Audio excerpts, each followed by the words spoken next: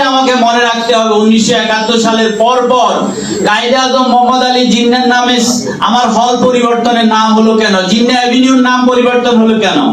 আমার আল্লামা ইকবালের হলের নাম পরিবর্তন হলো কেন? কারণ দিল্লি চায় বা ঢাকা যেন দিল্লির প্রতি অনুগত থাকে। যদি জিন্নার ছবি আমার সামনে সম্মানের সহিত থাকে, তাহলে আমাকে দিল্লি শাসন করতে পারবে না। ভারতের 7 কন্যা রাজ্যকে রক্ষার জন্য তাদের চিকেন নেক যথেষ্ট নয়, তাদেরকে এখন টাইগার নেক করতে হবে। বাংলাদেশের ভূখণ্ড তাদের প্রয়োজন আছে, এমনকি পার্বত্য চট্টগ্রামও তাদের কবজায় নিয়ে যেতে হবে। সুতরাং এই আগ্রাসন থেকে বাঁচতে হলে, এই দেশকে, এই জাতির, এই দেশের স্বাধীনতাকে টিকিয়ে রাখতে হলে আমাদেরকে আমাদের ভাইয়ের সহযোগিতা দরকার হবে, চায়নার সব সহযোগিতা করতে হবে, দরকার হবে। আমি বিশেষ করে বলবো, তুরস্ক একদিন এই সারা বিশ্বে মুসলিম খেলাফত পরিচালনা করেছিল।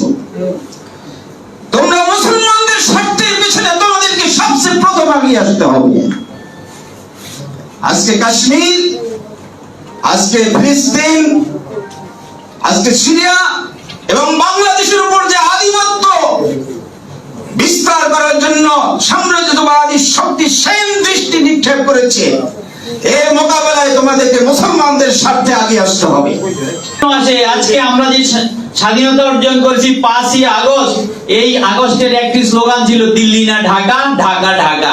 এক্ষেত্রে আমাদের সুস্পষ্টভাবে আমাদেরকে এই ছাত্র জনতা, এই শিশু, শৈশব, কিশোররা, ছাত্ররা, জনতারা, শ্রমিকরা শিক্ষা দিয়েছে যে দিল্লির প্রতি অনুগত থেকে বাংলা স্বাধীন থাকবে না। আমাকে স্বাধীন হতে গেলে অবশ্যই দিল্লির আনুগত্য ছাড়তে হবে। স্বাধীন সার্বভৌম সভরেন বাংলাদেশ, সভরেনটি ঢাকা, সভরেন বাংলাদেশ যদি আমি না অর্জন করতে পারি, আমার স্বাধীনতা অর্থবহ হবে না।